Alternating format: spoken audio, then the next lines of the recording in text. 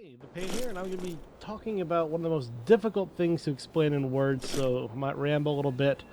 But I'm going to talk about how I think as I'm playing in a situation like this. Right now, we're versing Team LS.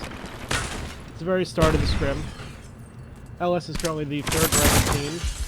And there's my teammate accidentally shooting me because he thought I was an enemy. But LS is the third-ranked team on TWL for the S&D ladder, so they are a decent team. And I'm going to be going 1v2 with them. And I'm just going to explain what I do, where I move, and hopefully give you some insight into how I think as I play. It takes a little while for this to get started. They hold back. I'm changing positions. All positions are covered as far as I can tell. Our guy A has died, so I'm moving over to A, and for some reason I thought I saw the guy back in the bunker, but I didn't. So I'm going to sit here and stare at this wall. So Manternet's just died. He was the guy in B with me, but he had pushed up. And I know I've got one more teammate. Yeah, Matt. Matt's watching B. He gets dropped down as well. I've got a problem, because they're heading A was the last thing Matt told me. He's at anxiogenic. So I'm watching here, and I miss a critical shot. Now I'm fucked. Let's pause, because two of them, one of me, and I've just given away my position. They know where I am. Oh god, they're coming. So I pull up my flash, and I throw it. And I hit marker, so I know he's in that grid where I expect him to run. I've got to figure out where his teammate is, and where I need to go to get away from him. So I know his friend's in grid. I'm guessing his friend is in A.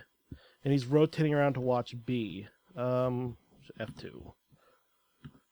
Let's go find his friend. Will the red names pop up?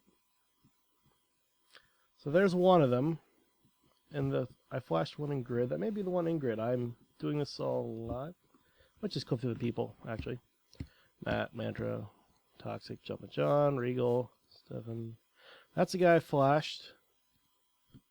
Who's still alive? Mad QC. So wow, Mad is exactly where I was. He must have been circling back through B to find me. So I was right and quickly moving. But as of right now, I'm thinking that he's in A, and he's rotating around to try and find me, and I've got to figure out where the hell to go. So literally the enemy is... Let's do this one more time. He's right there. So, kind of in a bad situation. So what the hell am I going to do? And check over there, because I know he's still over A. And I'm worried about heading into the building, so I don't check my corners. That was very bad of me. I think he's probably upper A if he's going to be anywhere to watch from B. Nope, he's not there. And I grab his teammate. That was just a quick one. And there was a window there. It should be there. I smashed through it. And now his teammate is going, oh god, he was in A now. I need to do something to get back at him. So he's probably going to head A. Try and cut me off. Where'd he go? No, he went to B. Interesting. It's kind of hard to predict what the enemy's doing, but right now I'm thinking he's going to try and root around and get me at A. So I want to... Actually, there's a better point I can cover. Sorry, this will be a little long. So I shoot this guy here. I'm thinking, alright, he's going to be looking at upper A. I need to jump. What most people would do is they'd run back down lower A and they'd go to A, because that's the last place I knew where the guy was at grid. I know that, so I start heading that way. And I realize I need to cross back across center to get to B. And I can't, rush out in the middle of the street because the guy's going to be looking towards upper A and towards A, and I'd be in his field of view if he's where I think he is.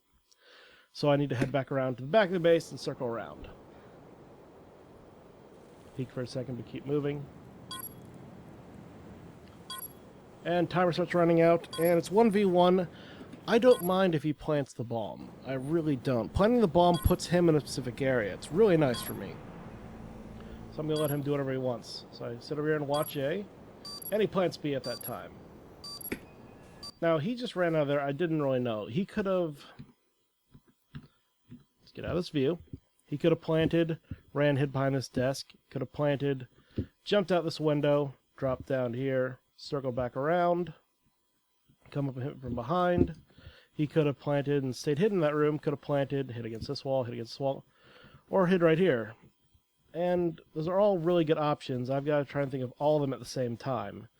And now he's just playing the bomb. He can't have gotten too far away. Really, this room, maybe out this window to about here.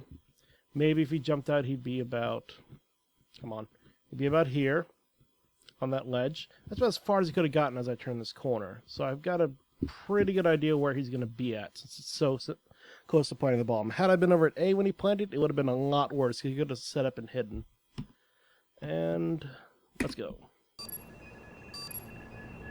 And luckily I catch him and go for the fuse. We eventually win this one, and hopefully that helped a little bit in how I'm thinking. I never wanted to rush through the center. Come on. Never wanted to rush through here, because this is a very big kill zone, and if they've got two guys, you're going to have one near the bomb, one watching here. I wanted to stick around the outskirts of the map, but I want to stick away from where I knew they were. They have the advantage with more people. I want to try and pick them off and separate them. So, going for the headlong attack would have been worse, so I want to constantly flank and get them from behind. And that's basically what I do in a situation like this. Hopefully you learned something. And post comments and tell your friends. I'm starting to gain some subscribers. That's pretty cool. Also, this sign says Pripyat.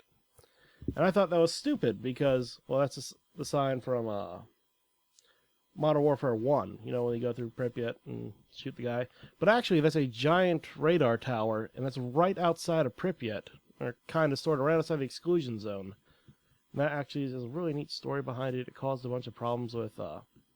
it's a real thing, that giant metal grid in the background. I don't know about all these little buildings. But that is actually near Pripyat, the town of Chernobyl. And there's a lot of cool history behind that. I'll probably post a link up to that. But that is completely unrelated to what I'm talking about. So, hopefully you learned something, and this is The Pain.